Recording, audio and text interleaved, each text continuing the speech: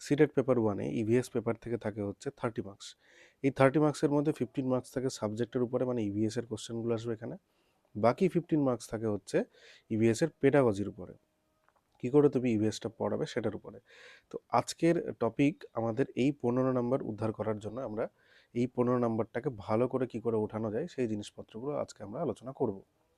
দেখো, প্রথমত আমাদের দেখতে হবে যে ইভিএস বাচ্চাদেরকে কী করে পড়ানো উচিত বা কী করে পড়ানো হয়। তো বলছে এটা ইন্টিগ্রেটেড নেচারে পড়ানো হয়। দেখো, বাচ্চাদের জন্য আলাদা করে কোনো সায়েন্সও নেই, কোনো হিস্ট্রিও নেই, বা কোনো এনভায়রনমেন্টাল এডুকেশনও নেই। কারণ বাচ্চারা পুরো পৃথিবীটাকে এরকম করে দেখে না, ওরা হিস্ট্রিকে আলাদা করে ভাবে না বা সায়েন্সকে আলাদা করে ভাবে না। তাই তাদেরকে ইন্টিগ্রেটেড ওয়েতে ইভিএস পড়ানো হয়। মানে প্রাইমারি স্কুলে আলাদা করে হিস্ট্রি, জিওগ্রাফি, পলিটি বা সায়েন্স এরকম আলাদা করে না পড়িয়ে সেটা কার মাধ্যমে পড়ানো হয়, সেটা এনভায়রনমেন্টাল স্টাডিজের মাধ্যমে কিন্তু পড়ানো হয়। এবং এখানে আরেকটা জিনিস খুব ইম্পর্টেন্ট, যেটা থেকে প্রশ্ন আসে, সেটা বলেছে কি ক্লাস 1 এবং 2 এর জন্য ইভিএসও কিন্তু আলাদা সাবজেক্ট নেই। সেখানে এনভায়রনমেন্টাল স্টাডিজটা কী করে পড়ানো হচ্ছে, সেখানে ইভিএসটা পড়ানো হচ্ছে, এনভায়রনমেন্টাল সায়েন্সটা পড়ানো হচ্ছে ল্যাঙ্গুয়েজ অ্যান্ড ম্যাথামেটিক্সের মাধ্যমে। মানে তার ফার্স্ট ল্যাঙ্গুয়েজ এবং সেকেন্ড ল্যাঙ্গুয়েজ, অর্থাৎ কারো বাংলা, কারো ইংলিশ, মানে যাদের যেটা রিজিওনাল ল্যাঙ্গুয়েজ এবং যেটা আর কি সেকেন্ড ল্যাঙ্গুয়েজ নাই, সেটার সঙ্গে এবং তারা যে অঙ্ক করছে সেটার মাধ্যমেই তাদেরকে ইভিএস পড়িয়ে দেওয়া হয় ক্লাস 1-2 এর জন্য। তারপরে কি বলছে, তারপরে বলছে ইভিএস শেখার কয়েকটা প্রিন্সিপালস রয়েছে। প্রথমত হচ্ছে লার্নিং অ্যাবাউট দ্য এনভায়রনমেন্ট, তুমি তোমার আশপাশের পরিবেশ সম্বন্ধে জানবে। দ্বিতীয় হচ্ছে লার্নিং থ্রু দ্য এনভায়রনমেন্ট, তুমি পরিবেশের মাধ্যমে জানবে, মানে তোমার বাড়ির পাশেই যে গাছটা রয়েছে সেই গাছটা দেখে তুমি অনেক কিছু জানবে।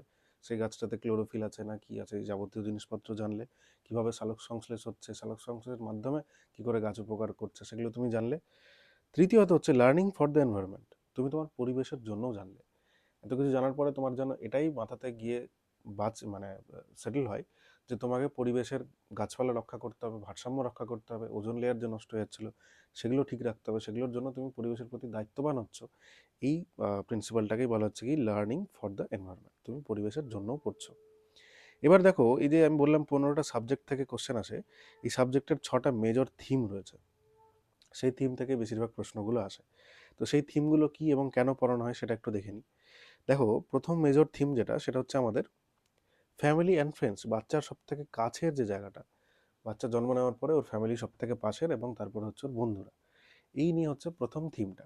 এই থিমটাকে আবার 4টে সাব থিমে ভাগ করা হয়। মানে এটা থেকে প্রশ্ন আসবে, ধরো তোমাকে দিয়ে দিল যে এগুলোর মধ্যে কোনটা মেজর থিম, 3টে অপশান দিয়ে দিল, তোমাকে সেখান থেকে চুজ করে নিতে হবে আমি 6টা মেজর থিম পড়াবো, তার মধ্যে একটা হবে। বা বললো যে কোনটা সাব থিম, বা ফ্যামিলি অ্যান্ড ফ্রেন্ডসের কোনটা সাব থিম, সেই জন্যই এগুলো হচ্ছে পড়ানো। তো দেখো, প্রথম সাব থিম কি বলছে, রিলেশনশিপস। রিলেশনশিপস কি বোঝায়, বোঝায় যে তোমার সঙ্গে তোমার বাবা মায়ের কী সম্পর্ক, বা দাদু দিদার সঙ্গে কী সম্পর্ক, বা বন্ধুর সঙ্গে কী সম্পর্ক, সেই জিনিসটা তোমরা বুঝতে পারো। মানে বাচ্চাদেরকে বোঝানো হয় এই রিলেশনশিপ সাব থিমের মাধ্যমে।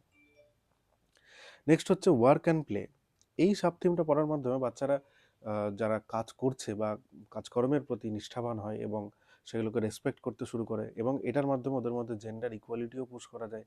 মানে আমাদের পরিবেশে যেসব জেন্ডার বায়াসনেস রয়েছে বা স্টিরিও টাইপ রয়েছে, যে মেয়েরা নরম কাজ করবে, ছেলেরা বাইরের কাজ করবে, সেই জিনিসটা ভাঙা হয় এই ওয়ার্ক অ্যান্ড প্লে সাব থিমে। যে মেয়েরাও বাইরের কাজ করতে পারে এবং ছেলেরাও কেয়ার পার্সপেক্টিভে যেসব কাজকর্ম করা দরকার সেই কাজগুলো ছেলেরা কিন্তু করতে পারে। তো এটা হলো আমাদের 1 নম্বর সাবথিম রিলেশনশিপ, 2 নম্বর সাবথিম হলো ওয়ার্ক অ্যান্ড প্লে। 3 নম্বর সাবথিম হচ্ছে কি অ্যানিমালস। আমাদের আশপাশে যে মানে লিভিং ওয়ার্ল্ড রয়েছে, মানুষ ছাড়াও যেসব বাকি যেসব লিভিং অর্গানিজমস রয়েছে, মানে প্রাণীর কথা বলা হচ্ছে, তাদের প্রতি যেন আমরা দায়িত্ববান হই বা তাদের প্রতি যেন আমাদের ইমোশনস জন্মায়, সেন্সিটিভ হই, সেটার জন্য আমাদের এই থিমটা পড়ানো হয়। দেখো, এই যে এক্সাম্পলগুলো দেওয়া রয়েছে, এগুলো থেকে প্রশ্ন আসে, মানে যেগুলো প্রশ্ন এসেছে সেগুলো ধরেই এক্সাম্পল বানানো হয়েছে। যেমন দেখবে সিটেটে প্রত্যেক বছরই প্রায় প্রশ্ন আসে যে স্লথ কতদিন ধরে ঘুমায়, বা এলিফ্যান্ট কি করে ওদের, মানে এলিফ্যান্টের হার্টটা, মানে এলিফ্যান্ট একসঙ্গে যখন যায় সেখানটায় দেখা যায় যে ফিমেল এলিফ্যান্টটা ওদেরকে লিড করছে, বয়স্ক ফিমেল এলিফ্যান্টটা। তো এই জিনিসপত্রগুলোতেও কিন্তু প্রশ্ন আসে, ওই জন্য এক্সাম্পলগুলো দিয়ে রেখেছি, সেগুলো তোমরা পড়ে নাও সাথে সাথে, আর আমি বাকি থিমগুলো শুধু বোঝাচ্ছি। তারপরে আমরা sub theme, fourth sub theme যেটা, সেটা দেখি, সেটা হচ্ছে কি প্লান্টস। তোমার আশপাশে যে গ্রিনারি রয়েছে সেগুলো সম্বন্ধে তুমি জানলে, সেগুলো তোমার কি উপকারে আসে সেগুলো জানলে।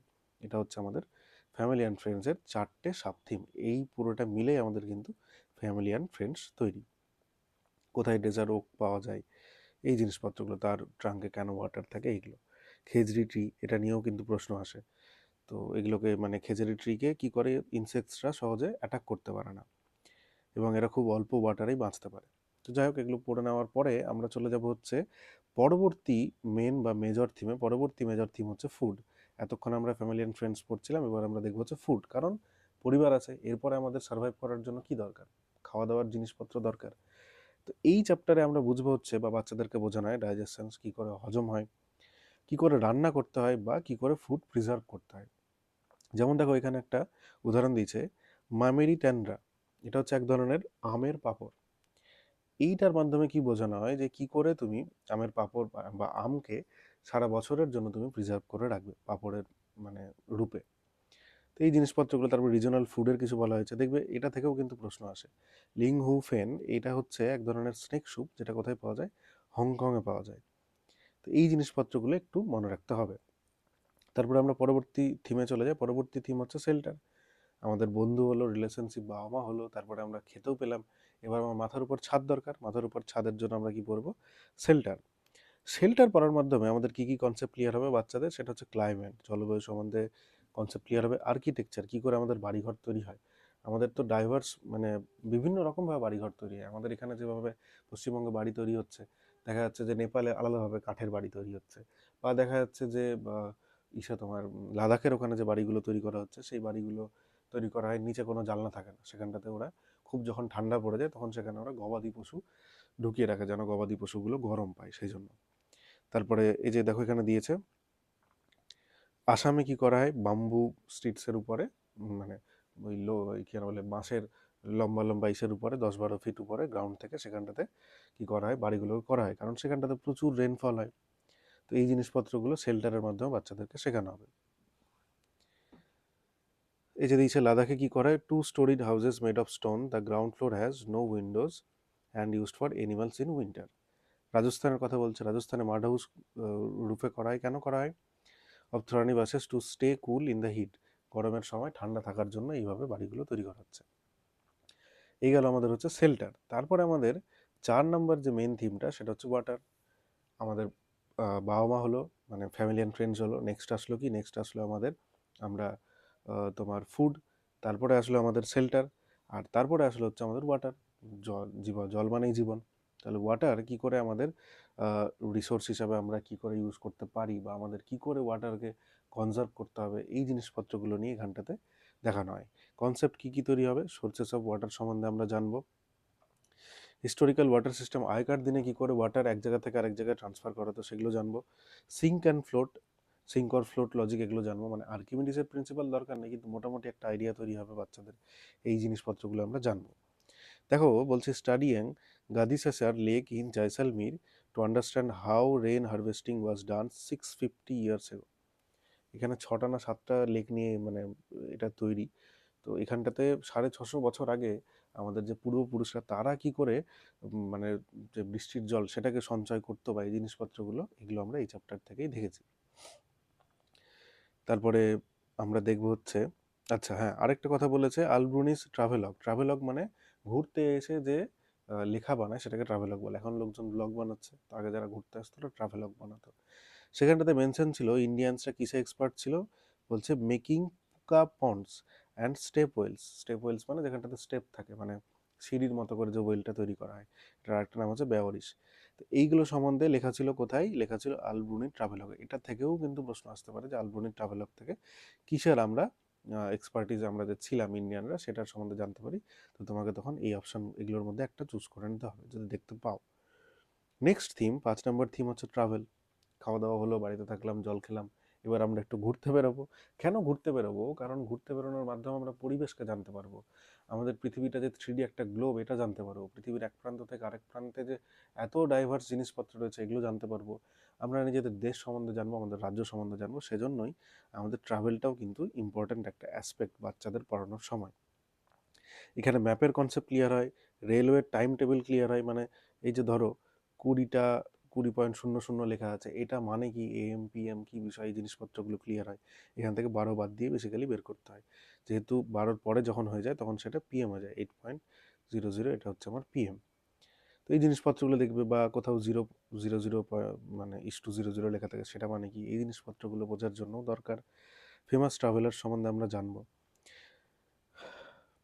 তারপরে কি বলছে, using railway time table to calculate distance between two stations or the speed of the train. আমরা জানি স্পিডের ফর্মুলা কি, স্পিডের ফর্মুলা হচ্ছে ডিস্টেন্স বাই টাইম। ওই টাইমের ডিফারেন্স দেখে আর স্পিড যদি আমরা জানি তাহলে একটা স্টেশন থেকে আরেকটা স্টেশনের দূরত্ব কত সেটা বের করতে পারবো, বা এই দুটো যদি জানি তাহলে আমরা এটা বের করতে পারবো। এই জিনিসপত্রগুলো ট্রাভেল থিমের মাধ্যমে শেখানো হয়। এই হচ্ছে বিষয়। লাস্ট যে থিমটা সেটা হচ্ছে সব তো হয়ে গেল, এবার আমরা তো নিজেদের কিছু করব। Things we make and do, যে জিনিসপত্রগুলো আমরা তৈরি করি এবং যে জিনিসপত্রগুলো নিয়ে আমরা মানে সারা দিনমান আমাদের কাটছে সেই জিনিসপত্রগুলো নিয়ে কি দেখবো আমরা, হিউম্যান ক্রিয়েটিভিটি স্কিলস দেখবো, আমরা ম্যাটেরিয়ালসগুলো ইউজ করে কী করে আমাদের প্রবলেম সলভ করি সেগুলো দেখবো। ট্র্যাডিশনাল ক্রাফটস, বিভিন্ন জায়গায় বিভিন্ন রকম জিনিসপত্র পাওয়া যায়, যেমন পশ্চিমবঙ্গে মাটির ইসের ওদিকে মাটির জিনিসপত্র পাওয়া যায়, এই জিনিসপত্রগুলো দেখবো। টেরাকোটা, টেকনোলজি সম্বন্ধে জানবো, আর কে কোন প্রফেশনে রয়েছে বা কোন প্রফেশনের কতটা কী গুরুত্ব সেগুলো সম্বন্ধে বাচ্চাদেরকে জানানো হয়। এই যে পঞ্চমপল্লী বা কলমকারি শাড়ি কী করে, ইনভলভ স্পেসিফিক ডাইং, ডাইং মানে হচ্ছে রঙের তৈরি করা, মানে যেটার মাধ্যমে আমরা রং করি, অ্যান্ড ওয়েভিং স্কিলস, ওয়েভিং মানে হচ্ছে যেটা আর কি বোনা হয়, সেই স্কিলগুলো পাস্ট কী করে হয়েছে through generations, generation to generation. এই যে এই শাড়ি তৈরি করার যে রীতি রেওয়াজ এগুলো কী করে পাস হয়ে যাচ্ছে সেগুলো আমরা জানবো।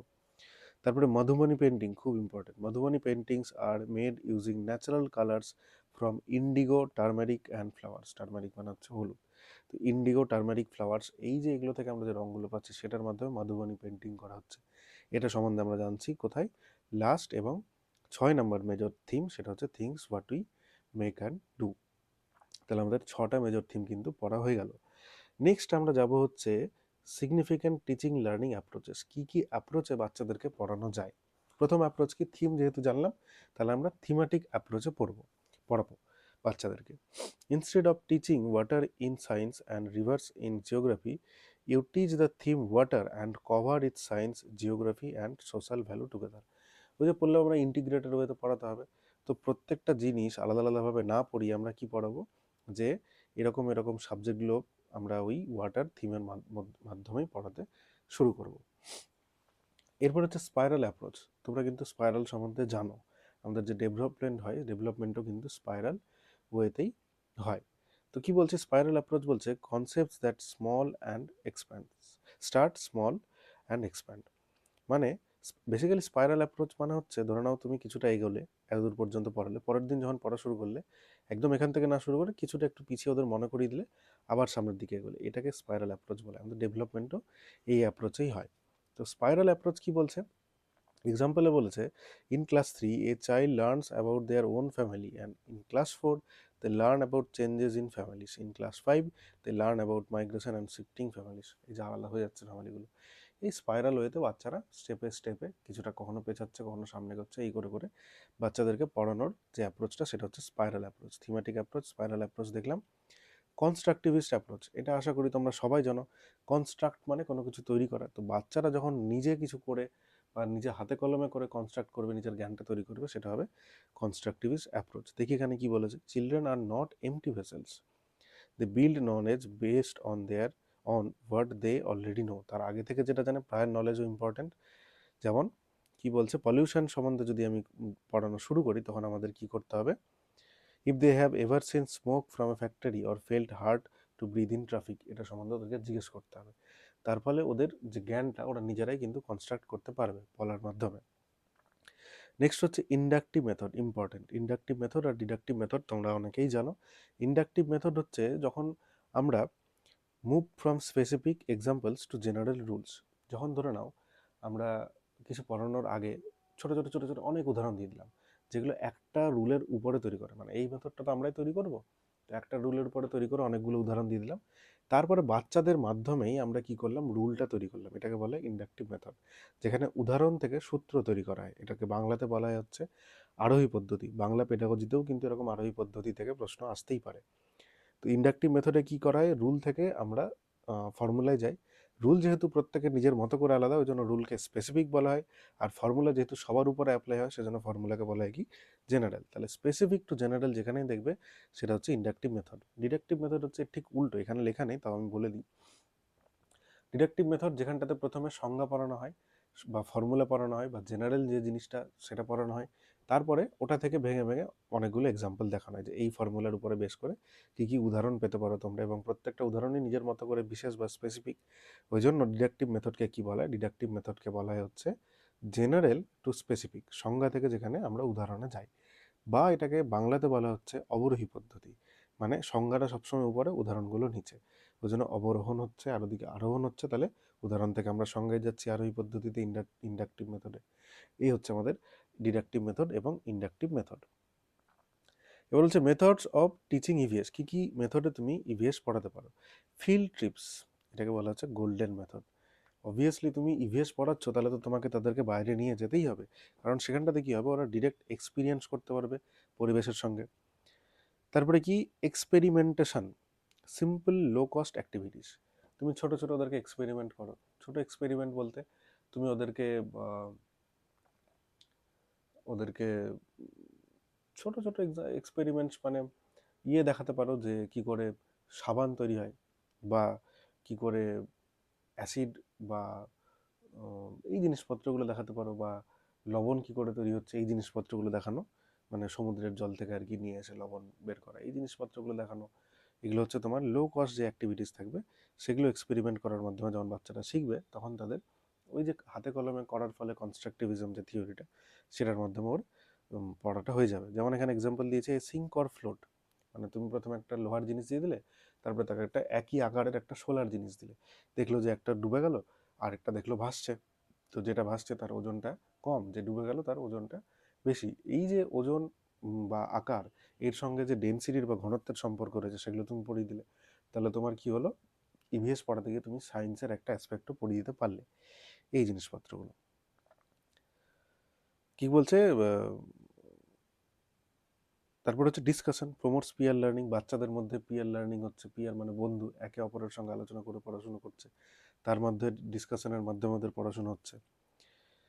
তারপর হচ্ছে রোল প্লে, এটাও কিন্তু ইম্পর্টেন্ট একটা পার্ট প্লে করে। যখন তুমি রোল প্লে করবে, একটা বাচ্চা যখন রোল প্লে করবে, তখন যেহেতু নিজে ওই মানে প্লেটার অঙ্গ হয়ে যাচ্ছে, বা নিজে মানে কোনো বাচ্চাকে তুমি বলে যে তুই দেখাও তুমি হচ্ছে একটা নদীর জল, তোমাকে পলিউট করে দিচ্ছে লোকজন, তোমার ওখানে এসে জিনিসপত্র কেচে বা যাই মানে সোডার ব্যবহার করে বা কেমিক্যালস ব্যবহার করে, তো তোমার কি অবস্থা হচ্ছে।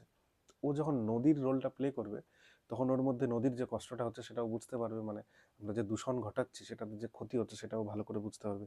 তাহলে রোল প্লেরও একটা সিগনিফিক্যান্ট কিন্তু রয়েছে। নেক্সট হচ্ছে টিচিং লার্নিং ম্যাটেরিয়াল, তুমি কি কি জিনিসপত্র নিয়ে তাদেরকে পড়াবে। প্রথমে হচ্ছে রিয়েলিয়া, এটা কিন্তু ইভিএস পেডাগজি নয়, এটা মানে পেডাগজি পার্টটা বেসিক্যালি সবার ক্ষেত্রেই কাজে লাগে। তো ইভিএস পড়লেও অন্য সাবজেক্টের পেডাগজি হবে, বা অন্য সাবজেক্টের পেডাগজি পড়লেও কিন্তু ইভিএস তোমাদের ক্লিয়ার হয়ে যাবে। আমাদের মানে ইউটিউব চ্যানেলে দেখবে ইংলিশের পেডাগজির ক্লাস আছে, বাংলার পেডাগজির ক্লাস আছে, ইভিএস পেডাগজির ক্লাস আছে, ম্যাথের ক্লাস আছে। ম্যাথের একটা আমরা স্পেসিফিক একটা ক্লাস করব পরীক্ষার আগে, সেটাও আপলোড করে দেবো, সেটাও দেখতে পারবে তোমরা। তো সেখানেও দেখবে এগুলোর উদাহরণ বারবার করে আসছে, ইন্ডাকটিভ ডিডাকটিভ মেথড বা এই টিএলএমগুলো। তো দেখো বলেছে রিয়েলিয়া, রিয়েলিয়া কোনগুলো, যেসব রিয়েল অবজেক্ট, যেগুলোর মাধ্যমে, যেগুলো ক্লাসরুমে এসে মানে যেগুলো ছুঁয়ে বা দেখতে পারে, যেগুলোর মাধ্যমে বাচ্চারা রিয়েলিটির সঙ্গে কানেক্ট করতে পারে, সেগুলোকে বলা হচ্ছে রিয়েল অবজেক্ট। যেমন কি ডিফারেন্ট টাইপস অফ সিডস, তুমি রাজমা, কামিন, এসব জিনিসপত্রের কি নিয়ে এসছো, বীজ নিয়ে এসছো, যেগুলো ধরে ওরা প্রত্যেকটা জিনিস যে আলাদা, প্রত্যেকটা জিনিসের স্মেল যে আলাদা, প্রত্যেকটা জিনিস দেখতে আলাদা, সেগুলো বাচ্চারা বুঝতে পারছে। কমিউনিটি রিসোর্সেস, কমিউনিটি মানে আমাদের আশপাশে যেসব সমাজ রয়েছে তারা, তো এই যে আমাদের আশপাশের সমাজও আমাদেরকে অনেক কিছু শেখাতে পারে, সেগুলোও কিন্তু একটা টিচিং লার্নিং ম্যাটেরিয়ালের মধ্যেই পড়ে। যেমন কি বলেছে, inviting a local potter to class to show how clay pots are made, মানে যে ব্যক্তিটা মাটির জিনিসপত্র বানাচ্ছে তাকে তুমি ক্লাসে ইনভাইট করো, সেগুলো কীভাবে তৈরি হচ্ছে সেটাও জানবে, সেটার মাধ্যমেও বাচ্চার পট সম্বন্ধে জানা হবে, বা ক্লে কী করে কাজ করতে হয় সেগুলো সম্বন্ধে জানবে। পরবর্তী ক্ষেত্রে পটারি নিয়েও যেতে পারে, সেটাও ওর হবে। তারপর হচ্ছে কনটেক্সচুয়াল ম্যাটেরিয়াল, চাইল্ডের লোকাল এনভায়রনমেন্ট বা চাইল্ডের আশপাশে যে আছে সেই জিনিসপত্রগুলোকেই বলা হয় বেসিক্যালি কনটেক্সচুয়াল ম্যাটার, যেগুলো কনটেক্সটের সঙ্গে যায়। যেমন লোকাল নিউজ পেপার হতে পারে, এগুলোর মাধ্যমে কী হবে, ও লোকাল নিউজ পেপার পড়ে লোকালিটি সম্বন্ধেও জানছে, তাহলে সেটা হলো কনটেক্সচুয়াল ম্যাটেরিয়ালস। নেক্সট হচ্ছে অডিও ভিজুয়াল ম্যাটেরিয়াল, এটা নিয়ে আলাদা করে বলার কিছু নেই, যে কোনো জিনিস যেটার মাধ্যমে কী হয় অডিও এবং ভিডিও আউটপুট হয় সেটাই অডিও ভিজুয়াল ম্যাটেরিয়াল। টিভি হতে পারে, কম্পিউটার হতে পারে, আইপ্যাড হতে পারে, ফোন হতে পারে, যে কোনো ট্যাব হতে পারে। এগুলোর মাধ্যমে কি করলে তুমি বাচ্চাটাকে দেখালে যে স্লথ দিনে 17 ঘন্টা ঘুমিয়ে থাকে, একটা ভিডিও দেখালে, বা একটা এলিফ্যান্ট হার্ডের কথা দেখালে, যেখানটাতে এলিফ্যান্ট মানে ফিমেল এলিফ্যান্ট ওদেরকে লিড করছে, এগুলো তুমি অডিও ভিজুয়ালের মাধ্যমে দেখাতে পারো। এরপর হচ্ছে কমন চ্যালেঞ্জেস, পড়াতে গিয়ে কী কী তোমার চ্যালেঞ্জেস আসতে পারে বা ওদের কী মিসকনসেপশনস থাকতে পারে। প্রথমত হচ্ছে অল্টারনেটিভ কনসেপশনস বা নাইভ থিওরিজ, এটা ইম্পর্ট্যান্ট, এটা অনেকেই ভুলভাবে। বেসিক্যালি অল্টারনেটিভ কনসেপশনস বা নাইভ থিওরিজ হচ্ছে যেগুলো বাচ্চারা বন্ধুর কাছ থেকে ভুলভাবে শুনে নেয়, বা বাচ্চাদের তো জ্ঞানের বিস্তৃতি বড়দের তুলনায় একটু কম, সেজন্য ওরা কিছু কিছু জিনিস নিজের মনে মনে তৈরি করে নেয়। যেমন ওরা ভাবে যে চাঁদ ওর পাশে পাশে ঘুরছে, অ্যাকচুয়ালি তো সেটা ঠিক নয়। তো সেগুলো হচ্ছে অল্টারনেটিভ কনসেপ্টস। এগুলো তুমি ভাঙবে কী করে? এগুলোই প্রথমে একবারে না খুব ভুল করছে এরকম করে না বকে দিয়ে তোমাকে ওকে স্টেপে স্টেপে ভাঙতে হবে, বা তোমাকে ওকে এমন প্রশ্ন করতে হবে যার ফলে ওর মাথায় কগনিটিভ কনফ্লিক্ট শুরু হয়ে যায়। এটা একটা ইম্পর্টেন্ট টার্ম, কগনিটিভ কনফ্লিক্ট। মানে ওর মাথায় যে যে আইডিয়াস বা জ্ঞান রয়েছে সেগুলোর মধ্যে তুমি কনফ্লিক্ট লাগিয়ে দাও, তার ফলে ও নিজে থেকে একটা কনক্লিউশনে আসবে এবং যেটা ঠিক হবে। তো এটা হচ্ছে তোমার অল্টারনেটিভ কনসেপশনস বা নাইভ থিওরিজ, মানে ভুল ধারণা যেগুলো বাচ্চারা নিজে থেকে তৈরি করে, সেটাকে বলা হচ্ছে অল্টারনেটিভ কনসেপশনস। ইনক্লুসিভ ক্লাসরুম, দেখো ইনক্লুসিভ ক্লাসরুমে তুমি কী কী বাধায় আসতে পারো যে দেখা গেল যে যে একটু পিছিয়ে পড়া, সে হয়তো তোমার পড়াশোনার সঙ্গে তাল মেলাতে পারছে না, বা তুমি যখন তার জন্য পড়াচ্ছ তখন দেখা যাচ্ছে যারা একটু গিফটেড চাইল্ড তারা ক্লাসে বোর হচ্ছে। তো তোমাকে কেমন করে পড়াতে হবে, এনশিওর করতে হবে যেন সব চাইল্ডই, সব বাচ্চাই যেন শেখে, সবার লেভেলে গিয়ে কিন্তু তোমাকে পড়াতে হবে। এটার জন্য একটা ইউডিএল একটা টার্ম আমরা পড়েছিলাম, তোমরা কমেন্ট বক্সে জানিও যে ইউডিএল জিনিসটা কী। নেক্সট হচ্ছে জেন্ডার সেন্সিটিভিটি। অবশ্যই তুমি যখন পড়াবে তখন তোমাকে জেন্ডার স্টিরিওটাইপ ব্রেক করতে হবে। কী করে ব্রেক করবে? বলছে showing a picture of man cooking in the kitchen or a woman driving a tractor in the text book ensure children don't think certain jobs are only for certain genders. মানে এটার মাধ্যমে বাচ্চাদের স্টিরিওটাইপটা ভাঙবে, কারণ বাচ্চারা already দেখে এসেছে যে বাড়িতে মারা রান্না করছে এবং বাবারা বাইরের কাজকর্ম করছে, ড্রাইভিং হোক বা যাই হোক। এটার উল্টোটা তোমাকে দেখাতে হবে, যার ফলে তুমি স্টিরিওটাইপটা ব্রেক করতে পারবে। এই ছিল হচ্ছে আমাদের ইভিএস পেডাগজি। এর বাইরে সেরকম কিছু নেই। আমাদের পিডিএফে মানে কিছু দেওয়া রয়েছে। এই পিডিএফও যদি তোমাদের দরকার পড়ে তাহলে তোমরা এখানে একটা নাম্বার দেওয়া থাকবে, এখানে যোগাযোগ করে নিতে পারো। আমাদের এরকমই প্রত্যেকটা সাবজেক্টের পিডিএফ করা হয় এবং প্রিভিয়াস ইয়ারে যা যা কোশ্চেন এসেছে সেই ওয়াইজ কিন্তু আমাদের প্রত্যেকটা টপিক ওয়াইজ আমরা প্রিভিয়াস ইয়ারের কোশ্চেন আমাদের স্টুডেন্টদেরকে দিই। এইভাবে আমরা সিটেটের জন্য পড়িয়েছি, সিটেট পরীক্ষার কিছুদিন পরেই। এবং আমাদের মানে যা স্টুডেন্টের মানে প্রিপারেশন, আমাদের 100% সাকসেস রেট থাকবে স্টুডেন্টদের। এবং এটার পরে আমরা আপার প্রাইমারি টেটের একটি ব্যাচ খুলছি। মানে সেক্ষেত্রে শুধুমাত্র আপার প্রাইমারি টেট নয়, আমরা প্রাইমারি টেটও পড়াবো এবং আপার প্রাইমারি টেটের যে সায়েন্স এবং এসএসটি এই দুটো পার্টি সেখানে পড়ানো হবে। তোমরা যদি সেটাতে এনরোল হতে চাও, তোমরা যদি সেটাতে পড়তে চাও, তাহলে তোমরা নিচে দেওয়া নাম্বারে যোগাযোগ করো। কেউ যদি অফলাইনে পড়তে চাও তাহলে আমাদের সেন্টার হচ্ছে আমাদের মালদাতে অবস্থিত, ওয়েস্ট বেঙ্গলে, সেখানে এসে পড়তে পারো। যারা দূর থেকে পড়ছো তারা অনলাইনেও পড়তে পারো। আমাদের রেগুলার অনলাইনে ক্লাস করানো হয় এবং প্রিভিয়াস ইয়ারের কোশ্চেনের উপরে টেস্ট নেওয়া হয়। তার সাথে সাথে এই ম্যাটেরিয়ালগুলোও প্রত্যেকটা যেদিন যে সাবজেক্ট পড়ানো হয় তার এরকম সুন্দর গোছানো করে ম্যাটেরিয়াল দেওয়া হয়। তোমরা সেগুলো পড়ে অবশ্যই, মানে আমরা সেক্ষেত্রেও 100% সাকসেস রেট নিয়ে এগোবো এরকম ভেবেছি এবং গ্যারান্টেড সাকসেস রেট থাকবে। তো তোমরা যদি ভর্তি হতে চাও তাহলে এই নাম্বারে আমাদের সঙ্গে অবশ্যই যোগাযোগ করো, ফোন করতে পারো, হোয়াটসঅ্যাপ করতে পারো। কোথায় থেকে বলছো এই যাবতীয় ডিটেলস নাম বলে দেবে, আমরা তোমাদের সঙ্গে যোগাযোগ করে নেব। আর সবাইকে best of luck for the upcoming CTET exam. Thank you everyone.